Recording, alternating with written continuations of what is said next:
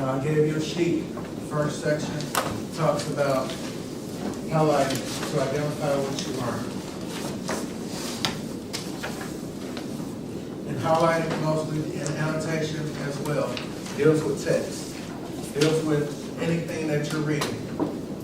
And also, as you begin to write whatever you're writing, essays, paragraphs, you can start using these features as well on your own work. You can highlight main ideas. You can also have commentary about it. That's what annotation is. Annotation are your thoughts, your feelings. It's you interacting with the text.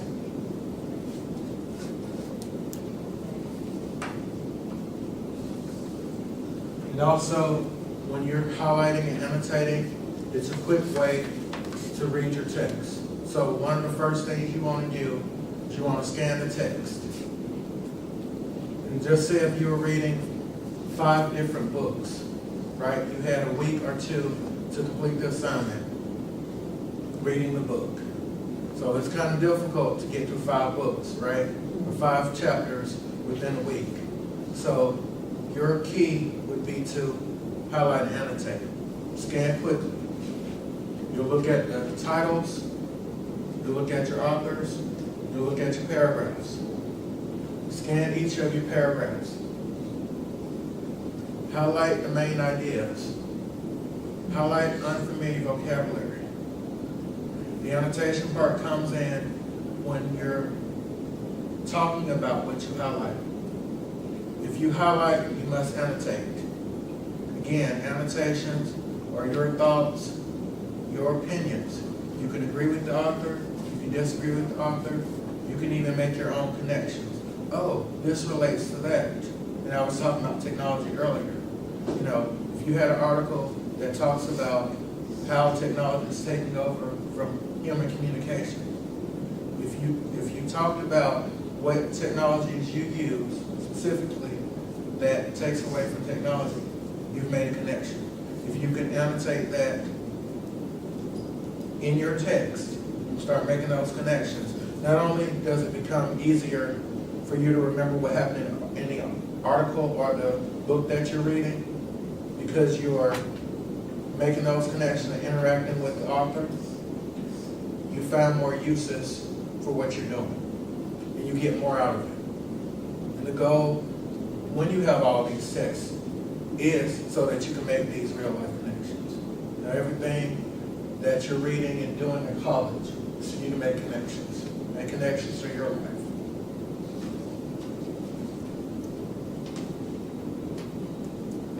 So one thing that you should not do when you're highlighting, you should not highlight entire paragraphs. That's me.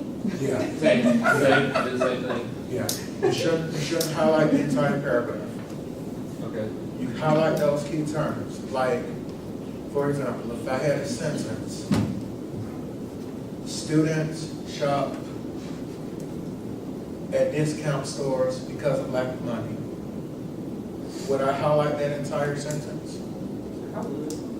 As a passive reader, you would. But as an active reader, what can we do with that sentence? And I'll write down. Yeah. Highlight the lack of money, and then the students shop at the specific store.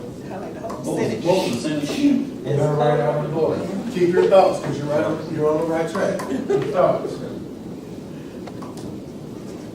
I'll let it sound good. Put it on.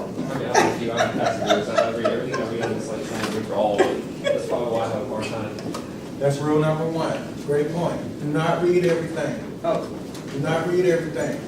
You're not expected to know everything. Don't read everything. Don't read everything. Scan wisely. Scan headlines to get the main ideas.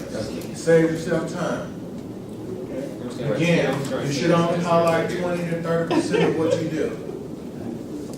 Repeat that.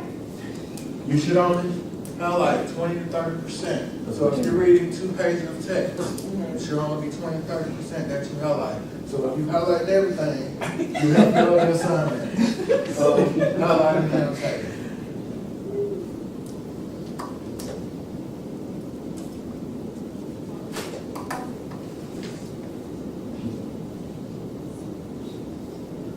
So, students shop at discount stores to save money.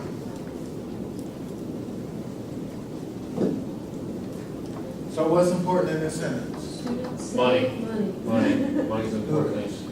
Students.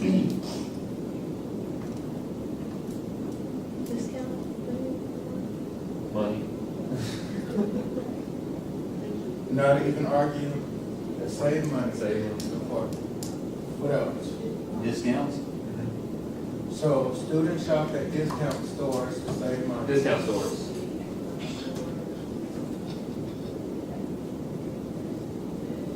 Discounts. You might as well highlight the whole sentence. This is worth highlighting all the way through, yes. But still, you cut out, you have to Cut out the and and the two. Yes, you've cut out wordiness. Think about if you had this sentence in an essay, right? If you're writing an essay, you're trying to still get to the main point, you're trying to eliminate wordiness. Okay. And that's what highlighting and annotating does. It still grabs the most important parts of it. Okay. But there's really no right or wrong way to really do that. Right, Just- right. Because I'm thinking students shop at discount stores. That's what I would have highlighted. Because I would have thought they want to save money. Discount That's- stores to that's save money. I intuitive. would have made that. Right, that's connection. intuitive, so you didn't need that part to make that connection, right? Yes, highlighting and annotation is based on what you want to pull from it. The point is, once you start highlighting and annotating, you have moved from being a passive reader and a passive writer to an active reader and active writer. You want to grab important information. One thing that you can do too is you're reading your text. Have a key. Highlight using different colors. One color could be for your main ideas. Another could be for your vocabulary. That way, as you're reading along, highlight main ideas in one color, highlight vocabulary in another color. I gotta buy some highlighters. Yes, you do. And once you annotate, you make it, okay. So like as Ms. Matthews mentioned, she would say students shop at discount stores. Okay, so what kind of commentary can we make about this? Why do they shop at discount stores? Save money. Save money. So you can say why. What would be another reason? What are other reasons that students shop at discount stores? About top brands for lower prices. Oh.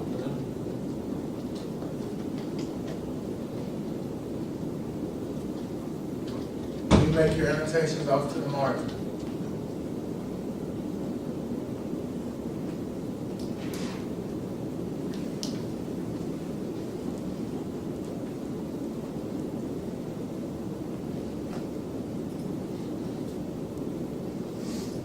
So I've just added on to that sentence. Y'all can hands how many would annotate anything from this sentence, how many would highlight anything from this sentence. So, students shop at discount stores to save money, plus they eat ramen for dinner. Is there anything else that y'all would highlight and annotate from this sentence? Eat ramen. Anything else? How many would highlight anything else in that sentence?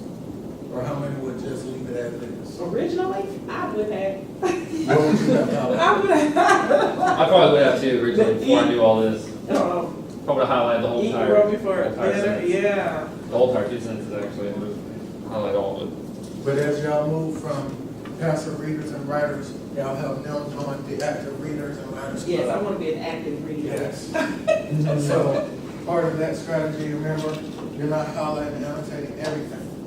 You know, you're getting main ideas. And you could live without just knowing this information. You just want to know this information. You, in fact, if you didn't want to read this part of it, you could have left it out, you still got the major, the big meaning, the big picture. So that's what highlighting and annotating does, give you the big picture. But sometimes I feel like I'll be missing something if I scan. I want to read in detail. And that's the problem I have. If you have time, Oh, okay. if you have time, for example, if you got 5 things that you need to read and they're all due at the same time, scan it. Scan it. Do not, because you're gonna run out of time. That's right. Which I do all the You're gonna run out of time. time. All the time. You are going to run out of time and you'll be like, I didn't get to that part. I know, time management, and you're like, where's the time going? So the great thing, and I'm glad you brought up time management. Great question. Good question. So, as you're studying your courses, say you have 3 courses on the same day, right? But you want to study for all 3 courses, right? Yeah. So, devote 2 hours per each class. Study time, 2 hours. 2 hours, take a break or 2. Go to another subject. 2 more hours, go to another subject. Or do 2 subjects for 2 hours or 4 hours. Don't look at those 2 for a whole nother day. And if you take that day to not look at those 2, pick up the other one for 2 hours or 4 hours. Okay. So something else with highlighting and annotating, I'm bringing it back to note-taking. Listen for those important, those main ideas. And if you have any questions about what did the instructor say, especially when it comes to instructions, like you're getting instructions, you get verbal instructions, you want to make sure that you hear those clearly. So if you need to put your teacher on auto repeat, put them on auto repeat. Instructions are always important. Can I ask a question Yes. before you erase that? So like, if you are annotating this, Yes.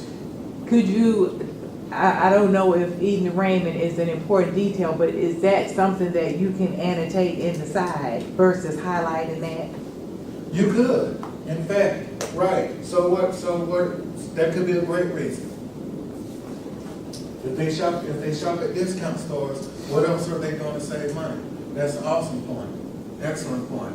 What else are they doing? Because eating ramen for dinner could be a great part in the essay. That's making connections. Bingo. This is that supplemental information that you could use for an essay. And that would be something that we would annotate, because that's Yes. not something that we would need to highlight the whole thing. Right. So you've highlighted the main parts, and you've made commentary about this part. And if this was your original sentence, go ahead and put it out there in the margin too. The great thing about when you highlight and annotate at the same time, that's the best strategy. Otherwise, you're working backwards. You've got to go back and put in your annotation. Say, oh crap, I didn't remember this part. Why did I do that? So go ahead and highlight and annotate at the same time. As soon as you highlight, okay, why did I highlight here? What's important about this? Why did I say this? Arthur, I don't agree with you right here. What do you mean? So one of the other things too, always research your authors. Quick Google search. Oftentimes they give y'all another piece of information to add to your essays or whatever you're working on. It's about making those connections. You can make connections. You're showing your reader, your audience, that you're a critical thinker. You're an active thinker. You're engaging with the text. And it's the same thing that highlighting, annotating does, even note-taking. You're interacting with the content. You're interacting with thoughts. Glad you said that, because oftentimes when I do read, I do make notes, but I don't link them together, so I'm confused when I go back to read them. And I'm like, where is my thought that I had when I originally wrote this over here to the side? That's why you gotta do it immediately. Work them in tandem, highlight and annotate. Don't highlight and say, oh, I'm gonna go back to this, because you done lost the thought by the time. That's right. The 50 million pages back. And even when you pick the book up, you will always remember, oh, I highlighted this, I annotated this. And write in your textbooks. Okay. Write in them, right? Take the time to annotate in the margin. It's okay to write in your textbooks.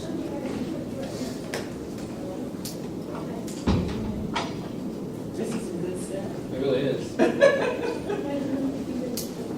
Say that again? Don't write it in if you read it. I was just gonna say, don't write it because it brings the value down, especially. Well, to be honest, bookstores really won't give you back they won't give you back a fraction of what you paid for. So if you got a really great textbook, you know this is gonna be the bomb.com textbook, go ahead and keep it.